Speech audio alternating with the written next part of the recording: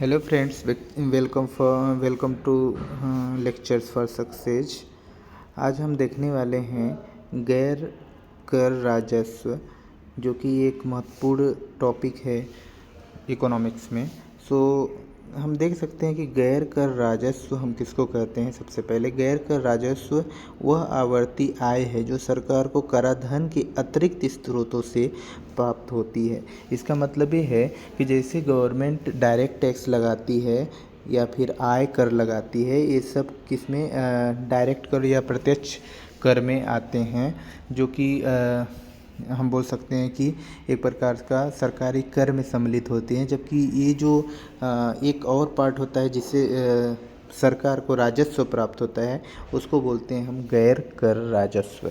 तो दोस्तों, इसमें हम बता सकते हैं कि गैर कर राजस्व वास्तव में वह राशि होती है जो कि आय के रूप में सरकार को प्राप्त होती है, टैक्स के अलावा, है ना, कर के अलावा।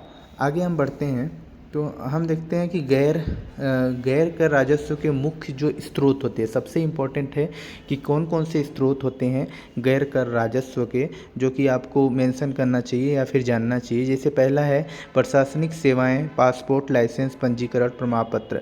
आप देखते होंगे कि आपके ही ज़िले में बहुत सारे प्रमाण पत्र, बहुत सारे लाइसेंस की अलग अलग आप ऑफिसेस देख सकते हो, जैसे कि ड्राइविंग लाइसेंस हो गया, कास्ट सर्टिफिकेट, इनकम सर्टिफिकेट, और पंजीकरण होता है लैंड वगैरह की, है ना। आप देख सकते हैं कि भूमि वगैरह का पंजीकरण होता है, वो सारी चीज़ें।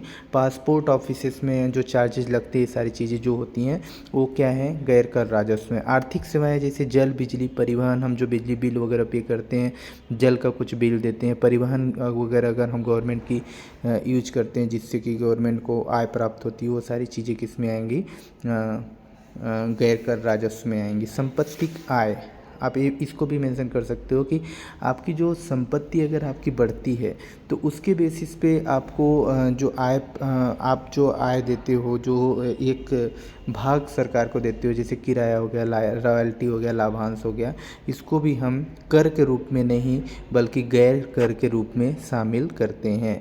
जुर्माने और दंड सबसे इम्पोर्टेंट है कि जैसे आप ये देखते हो कि गवर्नमेंट जुर्माने लगाती है या दंड प्रदान करती है, आर्थिक दंड देती है, ये सब भी गैर राजस्व कर के अंदर कर आते हैं। विदेशी और उच्च स्तरीय सहायता, जो विदेशी सहायता प्राप्त होती है गवर्नमेंट को, सरकार को, जैसे कि डोनेशन हुआ, डायरेक्ट बेनिफिट ट्रांसफ़र जिसको बोलते हैं, वो डायरेक्ट बेनिफिट, यूनिलेटरल पेमेंट्स जो होते हैं, है ना, यूनिलेटरल पेमेंट, ये सब जो गवर्नमेंट को प्राप्त होते हैं वो एक्चुअल में गैर राजस्व या गैर कर राजस्व के अंतर्गत आता है। और एक ये जो अनुदान है जिसको अपन बोलते हैं कि एक प्रकार से ऐसा अनुदान जिसके वो बायलेटरल भी हो सकता है और यूनिलेटरल भी हो सकता है। तो यूनिलेटरल पेमेंट्स होते हैं या फिर बायलेटरल पेमेंट होते हैं, जो कि सहायता राशि के रूप में विदेशी सरकारें एक दूसरे की मदद करते, विदेश की जो अर्थव्यवस्थाएं हैं वो हेल्प करने का कार्य करती हैं। सीनरीज, ठीक है, सबसे इम्पोर्टेंट, मुद्रा निर्माण से लाभ, जो मुद्रा निर्माण से या फिर उसके मुद्रा बनाने से, टंकन से जो फ़ायदा होता है, लाभ होता है, उसको भी हम गैर राजस्व कर में सम्मिलित करते हैं। नेक्स्ट हम देखें तो वो है गैर कर राजस्व का विभाजन। गैर कर राजस्व का विभाजन किस प्रकार से हम देख सकते हैं, हम इसको बांट सकते हैं दो भागों में, एक केंद्र सरकार और राज्य सरकार। केंद्र सरकार में पासपोर्ट शुल्क, सीनियरेज, ये सारी चीज़ें जो टंकन वगैरह आता है, ये सब उसके पार्ट होंगे। राज्य सरकार के लाइसेंस शुल्क, भूमि, खनिज रॉयल्टी वगैरह जो होती हैं, ये सब राज्य सरकार की मदों में आती हैं। स्थानीय निकाय जैसे जन्म मृत्यु प्रमाण पत्र, कचरा प्रबंधन शुल्क वगैरह जो होता है, स्थानीय निकाय जो कि डिस्ट्रिक्ट लेवल पर ही ये कलेक्ट किए जाते हैं और उसी के पार्ट कहलाते हैं। भारत में गैर राजस्व कर की प्रवृत्तियों की अगर हम बात करें तो केंद्र सरकार का हिस्सा जो होता है 12% का होता है। 12% से 29% तक हमें देखने को मिलता है। पहले हम 1951 की बात करें तो उस टाइम में लगभग ये 12% हुआ करता था, जिसमें अलग अलग चेंजेज हुए हैं और 2001 तक में 29% हमें देखने को मिलता है। राज्य सरकारें की बात करें 24% से घट करके 6% तक हो गया। मतलब गैर कर राजस्व की जो राशि अगर हम बात करें तो हमें इस प्रकार से कलेक्शन का हिस्सा हमें देखने को मिलता है कि किस प्रकार का केंद्र सरकार का हिस्सा है, राज्य सरकारों की हिस्सा कितना है। तो केंद्र सरकार के हिस्सा में बढ़ोतरी हमें देखने को मिलती है और राज्य सरकारों के हिस्सों में हमें घटता हुआ आंकड़े हमें देखने को मिलते हैं। नेक्स्ट है आर्थिक प्रभाव। आर्थिक विदेशी सहायता जैसे हो गया विकास में सहायता लेन शर्तों के साथ, लेकिन शर्तों के साथ हम जब भी लोन लेते हैं या फिर एक प्रकार से विदेशी सहायता प्राप्त करते हैं तो उससे क्या होता है कि हमारे देश की जो विकास जो है वो बढ़ता है। शुल्क और जुर्माने नियामक उद्देश्य, एक्चुअल में शुल्क और जो जुर्माने होते हैं उसका भी प्रभाव हमारी अर्थव्यवस्था पर पड़ता है।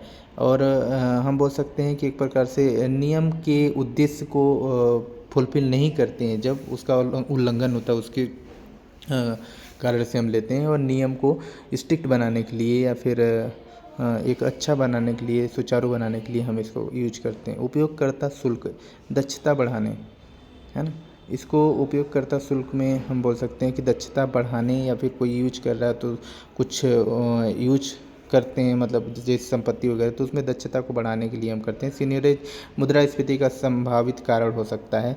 ठीक है, मतलब ये हम बोल सकते हैं कि अगर मुद्रास्फीति सीनियरेज अगर बहुत ज़्यादा टंकन होता है या बहुत ज़्यादा हम नोट छापते हैं तो उसका मुद्रास्फीति बढ़ सकती है या फिर उसका कारण बन सकता है। ओके, सो आगे हम बढ़ते हैं। सार्वजनिक क्षेत्र के उपक्रम की अगर हम बात करें, ऐतिहासिक रूप से घाटे में है हमारे जो सार्वजनिक क्षेत्र के उपक्रम हैं। 1991 और 2005 में सुधारों के बाद लाभप्रद में सुधार, इनमें हमें सुधार देखने को मिलते हैं। ओके, नीतिगत सुझाव की बात करें तो राजस्व सृजन और आर्थिक दक्षता में संतुलन हमें देखने को मतलब संतुलन बना के चलना चाहिए। सार्वजनिक क्षेत्रों को लाभ कमाना चाहिए लेकिन मुनाफाखोरी से बचना चाहिए, है ना। मतलब ये जो हम बोल सकते हैं कि सार्वजनिक क्षेत्र को लाभ के लिए बोला जा रहा है कि सार्वजनिक क्षेत्र का स्प्रेडनेस होना चाहिए या फिर उसका विकास होना चाहिए और मुनाफाखोरों से बचना चाहिए। मतलब कैपिटलिस्ट जो पूंजीवादी अर्थव्यवस्था उससे उसको मिनिमाइज करना चाहिए, उसको कंट्रोल में लेना चाहिए।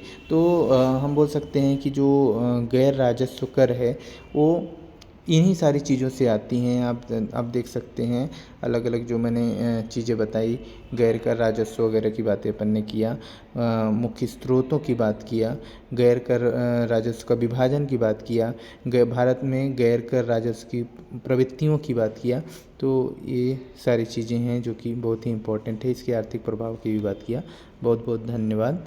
चैनल को प्लीज़ सब्सक्राइब करें।